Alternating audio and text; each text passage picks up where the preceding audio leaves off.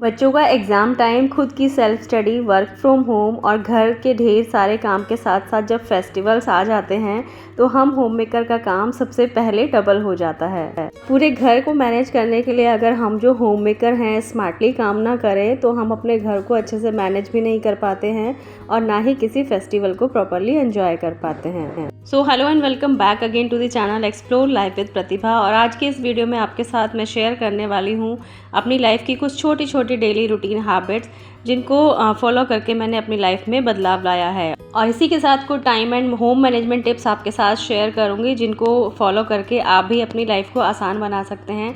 और हम जो लेडीज़ होती हैं ना, फुल टाइम वर्किंग हो या फिर होम मेकर, हमारी रिस्पॉन्सिबिलिटीज़ कभी भी कम नहीं होती हैं। आप देख ही सकते हैं घर कितना ज़्यादा बिखरा हुआ है। तो ये संडे की जो है कुछ क्लिप्स हैं जो मैंने आपके लिए रिकॉर्ड की हैं और आप जानते ही हैं मैं आपके साथ शेयर कर चुकी हूँ। मैंने अभी 1 मंथ पहले शुरू किया है क्लाउड किचन, तो मेरी जो रिस्पॉन्सिबिलिटीज़ हैं वो और ज़्यादा बढ़ गई हैं। सो इसी तरह कोई भी जो होम मेकर है एक्स्ट्रा अर्निंग के लिए कुछ काम करती है तो रिस्पॉन्सिबिलिटीज़ डबल हो ही जाती हैं।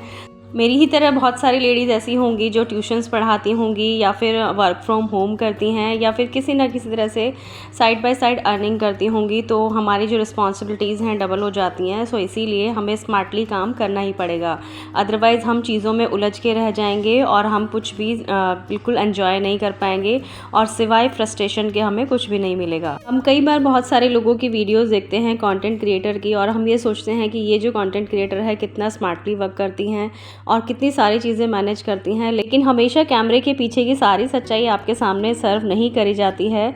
तो आप अपने अकॉर्डिंग काम करिए। सबके घर के अपने अपने रूल्स होते हैं, अपना अपना काम का तरीका होता है और हमेशा जो रिस्पॉन्सिबिलिटीज़ हैं वो डेलीगेट करिए, चाहे तो अपने फैमिली मेम्बर को। अगर आपको ज़रूरत है कि आपको मेड हायर करनी है तो आप मेड भी हायर कर सकते हैं, और या फिर आपकी बॉडी अलाउड करती है कि आप बहुत सारा काम एक दिन में कर लें तो आप कर सकते हैं।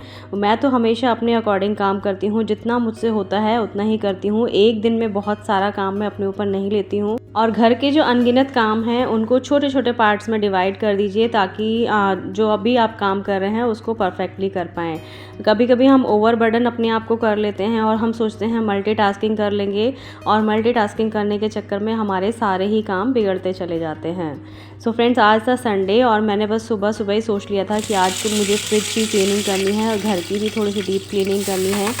तो मैंने सुबह ही राजमा चावल बनाने की प्रिपरेशन कर दी थी और जैसा कि मैंने आपको बताया कि मैंने क्लाउड किचन ओपन किया है तो मुझे उसकी भी प्रिपरेशन करनी पड़ती है। और आज संडे था तो थोड़ा सा मैंने क्लाउड किचन को देर से स्टार्ट किया था, करीब 12 बजे तक, क्योंकि पूरे वीक में अभी काम कर रही हूँ, कोई भी मैंने ऑफ डे नहीं रखा है।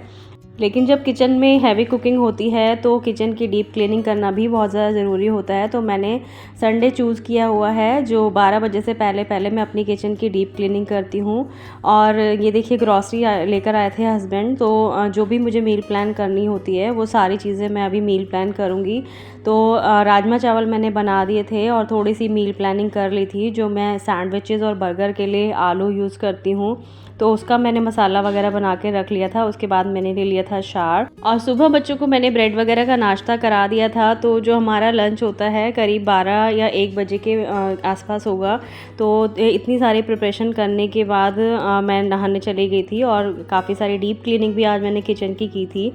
मेड आती है मेरे घर में सफाई करने के लिए, अभी मैंने बर्तन वाली नहीं लगाई है। और अगर मुझे आगे ज़रूरत पड़ेगी कि मुझे बर्तन के लिए मेड चाहिए तो मैं डेफिनेटली मेड हायर करूँगी। सो ये मत सोचिए कि मैंने 2 मेड रख ली हैं तो मेरा मतलब मेरे फैमिली मेम्बर्स क्या कहेंगे। काम आपको ही करना है, घर आपको ही मैनेज करना है। कभी भी अपने आप को इतना ओवरबर्डन मत कीजिए कि आप एक दिन में तो बहुत सारा काम कर लें और नेक्स्ट डे आप बीमार हो जाएं। और अभी भी गर्मी इतनी ज़्यादा है, नहाने के बाद भी बहुत ज़्यादा गर्मी लगती है। और मैंने एक लॉट लगा दिया था सुबह कपड़ों का। और अभी ना बरसात का सीज़न चल रहा है तो थोड़ा जो ये गद्दे वगैरह होते हैं ना इसमें मॉइस्चर आ जाता है। तो जब भी जिस दिन भी धूप अच्छी निकलती है तो मैं 1 बाय 1 करके जो सारे मैट्रेसेस होते हैं वो मैं उनको धूप लगा देती हूँ। और बालकनी में ही बाल वगैरह मैं अपने झाड़ती हूँ क्योंकि मेरे बहुत ज़्यादा हेयर फॉल हो रहा है। अगर किसी को हेयर फॉल के लिए कुछ टिप्स पता है तो मुझे कमेंट ज़रूर कीजिएगा। और आजकल बिल्कुल भी टाइम नहीं मिल रहा है मुझे अपनी हेयर केयर करने का, तो कोई मास्क वगैरह आप रेकमेंड कर सकते हैं तो मुझे ज़रूर बताइएगा। और देखिए इतनी देर में जो फ्रिज के सारे मैंने पार्ट्स वगैरह धो के रखे थे उनको भी धूप लगा दी थी, बस इनको अब फ्रिज में सेट करूँगी। और मैंने पूरा फ्रिज क्लीन नहीं करा है क्योंकि मैं इस चीज़ का वेट नहीं करती हूँ कि पूरा फ्रिज एक बार निकाल के साफ़ करना है। जैसे ही कोई शेल्फ़ गंदी होती है या फिर कोई स्पिलेज वगैरह हो जाता है तो मैं फटाफट से उस शेल्फ़ को निकाल कर वॉश कर देती हूँ। इसी तरह से मेरे जो किचन के कंटेनर्स होते हैं जैसे खाली होते हैं उनको मैं सीधा सिंक में डालती हूँ वॉश करने के लिए। नेक्स्ट टाइम उसमें तभी ग्रॉसरी फिल करती हूँ जब मैं उसको धोकर अच्छे से सुखा लेती हूँ। तो अगर आप काम को ऐसे छोटे छोटे पार्ट्स में डिवाइड करेंगे तो कभी भी आपको जो काम है ना वो बर्डन नहीं लगेगा। हालांकि मैं जानती हूँ पूरी किचन का सामान निकाल कर जब हम डीप क्लीनिंग करते हैं तो उसका कुछ अलग ही मज़ा आता है, लेकिन हर चीज़ अपनी एज के अकॉर्डिंग होती है। तो अभी यंग एज तो इतनी है नहीं, आफ्टर 40 हमें भी अपनी हेल्थ का ध्यान रखना पड़ता है। हमेशा अपनी हेल्थ को प्रायोरिटी बेसिस पर रखिए। अगर आप ठीक हैं तभी आप पूरी फैमिली का ध्यान रख सकते हैं। आप सोचिए कि जिस दिन आप बीमार पड़ जाते हैं तो आपका पूरा घर बिखर जाता है। तो बस मैंने बच्चों को लंच भी करा दिया था, उसके बाद जो किचन में बर्तन वगैरह थे सब वो मैंने वॉश कर लिए थे। और इसके बाद थोड़ा सा रेस्ट करने के बाद मैंने किचन का जो काउंटर टॉप है और गैस स्टोव है वो सब मैंने क्लीन कर लिया था। हालांकि दिन में 3-3 4-4 बार यहाँ पर काउंटर पर वाइपिंग होती है, लेकिन अगर आप थोड़ा सा डिश लिक्विड और विनेगर मिलाकर काउंटर टॉप और गैस स्टोव को साफ़ करेंगे तो आपका जो गैस स्टोव है वो बहुत बिल्कुल चमचमा उठता है और किचन बिल्कुल साफ़ हो जाता है। तो हफ्ते में अगर आप 2 बार इस तरह से डीप क्लीनिंग कर सकते हैं तो ज़रूर करिए। मुझे जैसे टाइम मिलता है, जैसे ही मैं अपने काम से फ्री होती हूँ तो मैं इस तरह से पूरे काउंटर टॉप को साफ़ कर देती हूँ।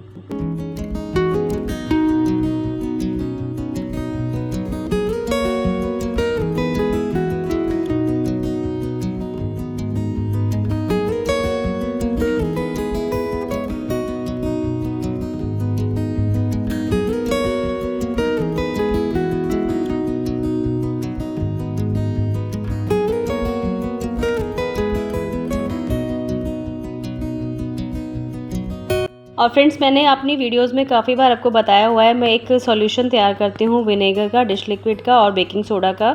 तो उसी से मैंने यहाँ पर सारा जो किचन के काउंटर है वो साफ़ कर लिया था और थोड़े थोड़े पार्ट्स में मैंने साफ़ कर लिया है क्योंकि मुझे आज और भी कुछ काम निपटाने थे।